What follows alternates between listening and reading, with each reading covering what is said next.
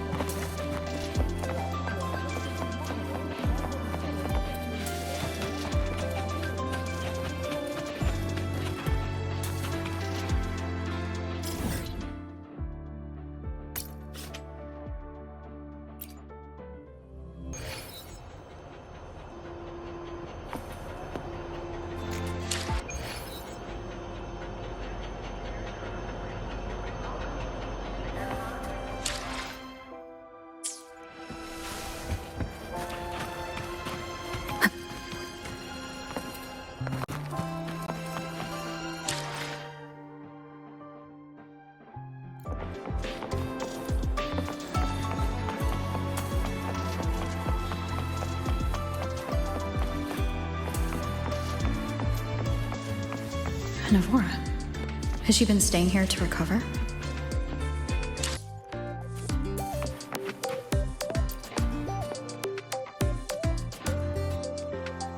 How are you recovering from your injuries, Navora? Oh, it's you, Rover. Yes. I'm feeling much better. Dr. Herson took very good care of me. I just did what he said and rested for a few days here, and I barely feel any pain now.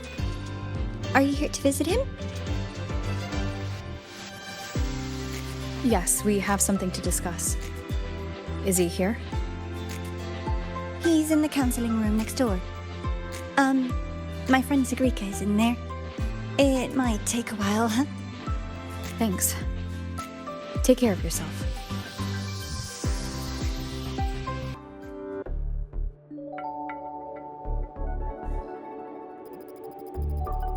How to put this? I think you can have more faith in yourself, Sigrika.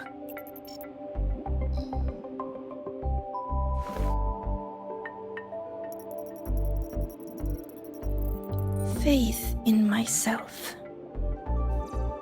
You see, people can be more perceptive than you might realize, including those you care about. So try not to take everything to heart. Go a little easier on yourself.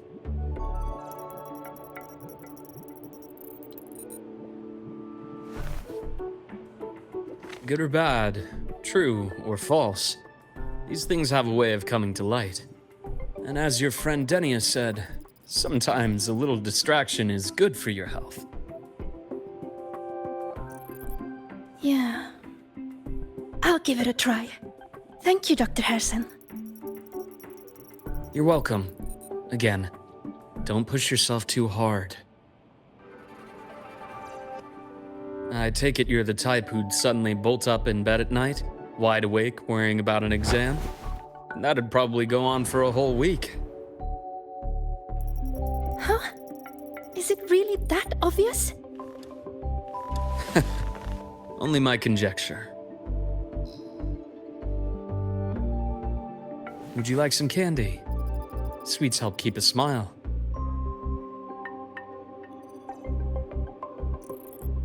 Sure. And is it okay for me to come back some other time, Dr. Herson? Why, of course. Feel free to visit my office anytime, Sigrika.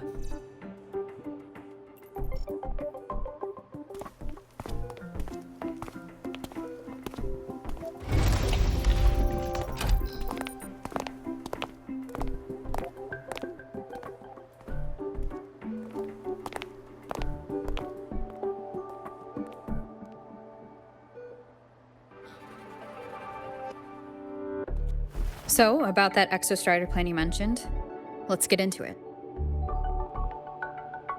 All in good time. Let's start with something lighter first. Something lighter? Any topic at all, but let's slow the tempo a little. You're too eager. Your emotions are clouding your judgment. You must feel it too.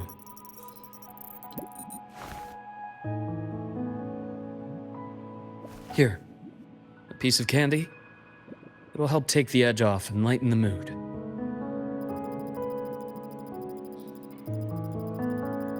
No thanks. I understand your anxiety over Imeth's situation. You've always held her dear, but it's taken more out of you than you realize.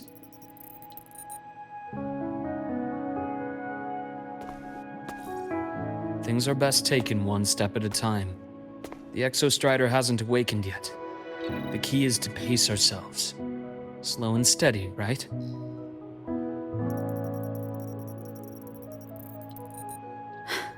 Okay, you're right. Let's table the Exostrider for now. Let's talk about you, Luke. I trust Imeth. What we experienced together proved she was telling me the truth. And there's a connection there I can't ignore. But you and me? We might be strangers in passing who became confidants, as you put it. But it feels like every conversation we've had just skims the surface.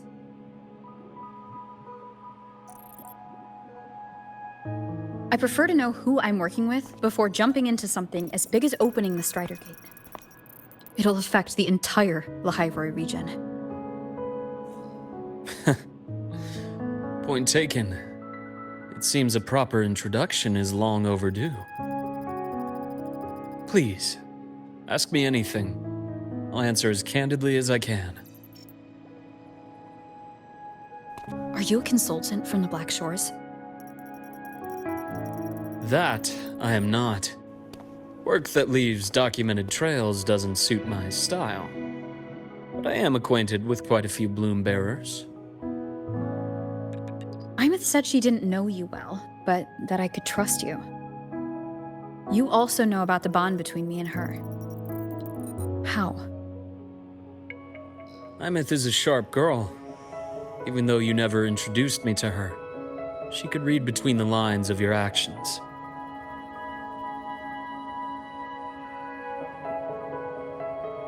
She's a lot like you. Smart, driven, good at bearing burdens. Though she's proven to be even more stubborn than you are. After you left Lahairoi, she came to see me a few times in the name of counseling. To learn about you. You didn't tell her anything. I didn't. You had other tasks for me here in Lahairoi. You didn't let us properly get to know each other because you wanted to shield her from my line of work. She later stopped these visits after realizing that.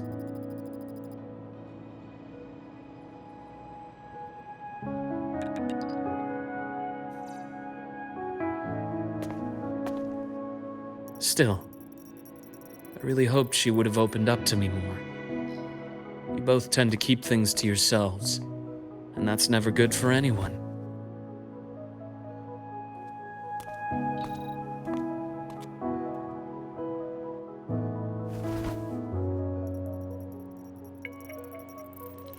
One last question.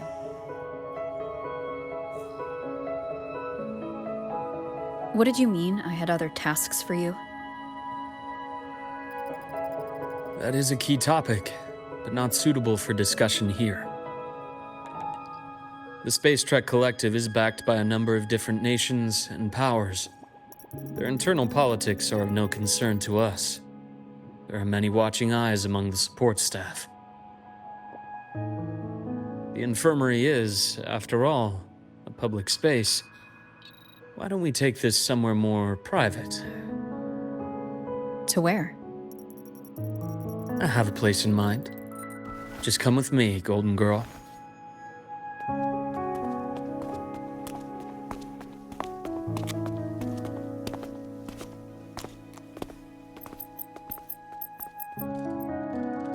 more personal business to attend to again, Dr. Herson? Shh. Just a quick break, Nana. Mind holding down the fort? The next shift will be here soon. Take care, Doctor. Do try to return in one piece. Don't worry. I have her with me today.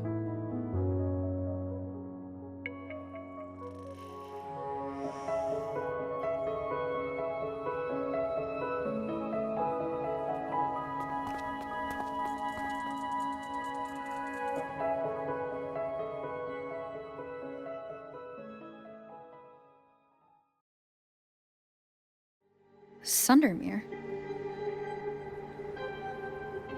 Yes. I keep a small workspace of my own here.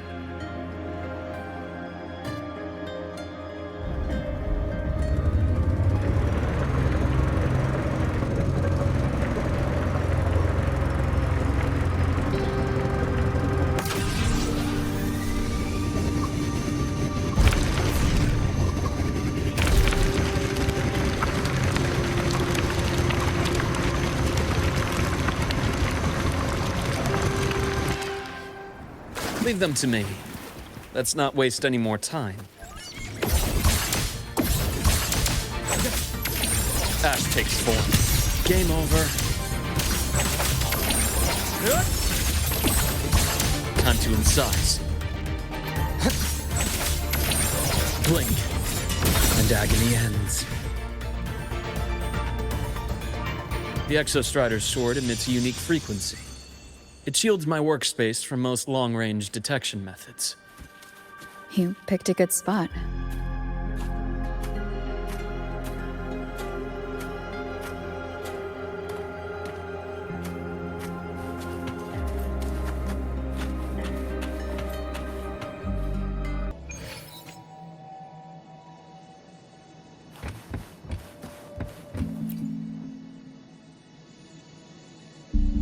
Quite a stash.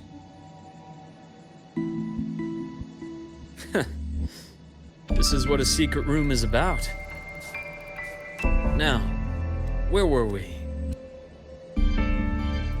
Let's start with the conclusion before we get into all the details. You asked me to come to Lehigh Roy to watch for any Fraxidus activity. Warren was the first Fraxidus mole you uncovered, and he certainly won't be the last. Think of the Space Trek Collective as a web of competing powers. It's as much a haven for independence as a playground for agendas. An isolated polar region, rich with exoswarm and the potential for technological breakthrough.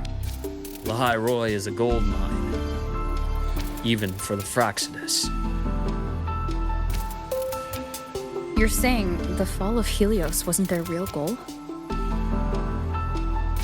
It was one of several. After your journey in Huanglong and Renacida, I'm sure you've come to realize their true aim. The Trinodian. Aleph 1. Correct.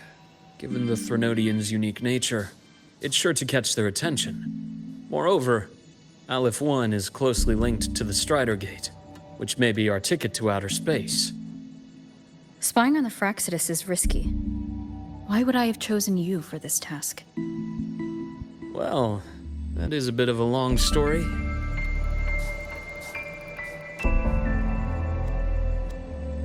You've always preferred to see things for yourself. Please, follow me to that table.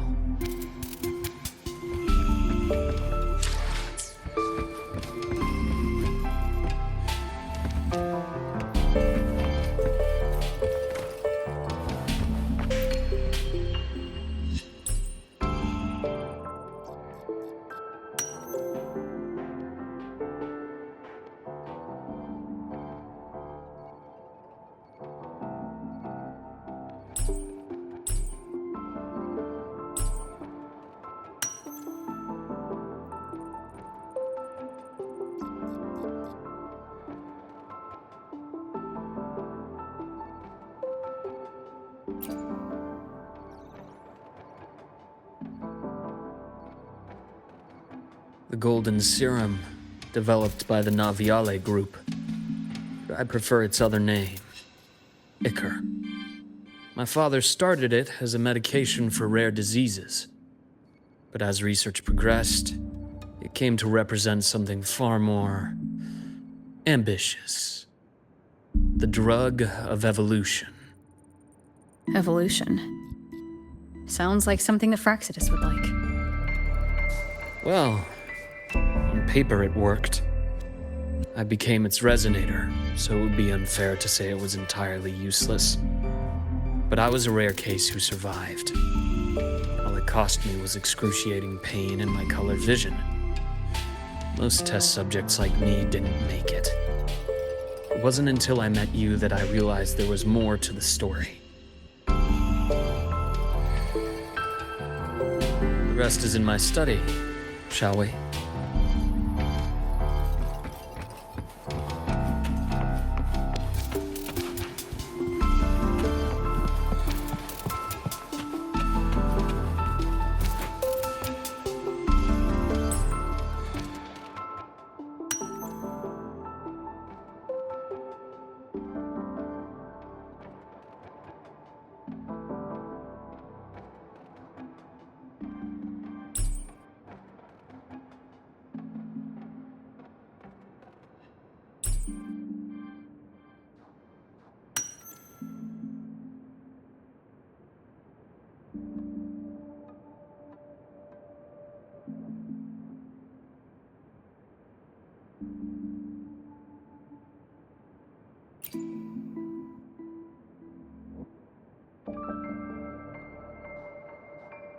My brother Ryan drew this picture.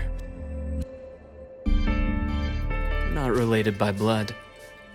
Father took us both in after his own children passed away from a rare illness long ago. Ryan never could handle pain. But he was easy to cheer up. Whenever the grown-ups would give me candy, I'd save it all for him. So that's why he always has candy with him. For a while, I tried to be the perfect son Father wanted. It never worked, so eventually I stopped trying. It only got worse from there. What Father tried to do to Ryan was unforgivable. And then came that accident. I thought what my father did was a rather mundane story. A cliché, someone trying to atone for past guilt, only to cause greater harm. Until your hints made me suspect it was someone's staged finale. So I had my father's grave exhumed. It was empty.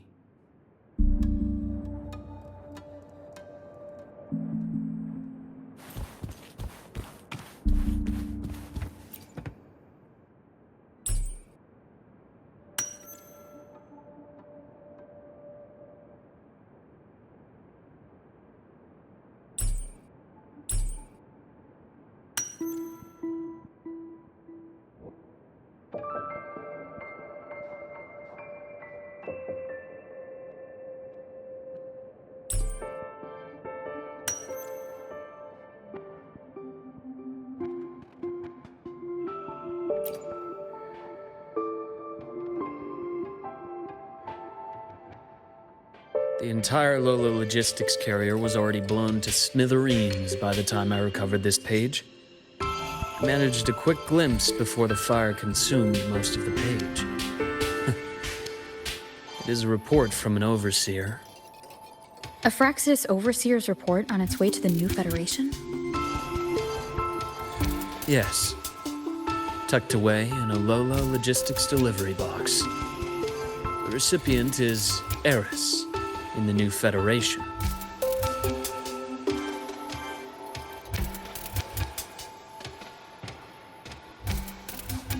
Those 3 items you just showed me. Did the Fraxidus get into Naviale's work after learning about the Icar's potential for evolution? They didn't just get into our work. They went a step further. Replacement. Have you ever met the Fraxidus' Grand Architect? The thousand-faced survivor. We met near the Styx Lake, deep within the Dark Tide. Wait. Does this mean your father was... Yes. My father was just another face the Grand Architect borrowed. Though looking back now, I can't recall the moment the real him was taken. I think the Grand Architect sees life and death as a game. I wouldn't be surprised if Father was even smiling in his coffin as we buried him in that downpour. So, that's your answer. Why did you choose me? Because I have a very personal reason to go after the Fraxidus. Hatred. Hatred. Even now? Now, it has become something of a habit. Continue this train of investigation and you'll see for yourself what they are. But before you do, there's something I should share. My friends in the Black Shores told me you've already had a few run-ins with certain overseers. Is that right? 3. Cristoforo, Frolova, and Scar. Plus the Grand Architect you mentioned. Ah, those names do ring a bell. Frolova is codenamed Hecate. Cristoforo? Arachnos. Intriguing, isn't it? The flair they have for their own branding. But it's a telling detail. The codename can reveal its owner's style, personal tastes, and even ambitions. Think about it. A powerful resonator who causes chaos at random leaves no trail to follow. But give them a preference, a pattern. We can start to build a profile from the pieces. I've been compiling reports on the Overseers for years. Allow me to share what I've learned so far. I've reactivated your access. You'll find the door controls right over there.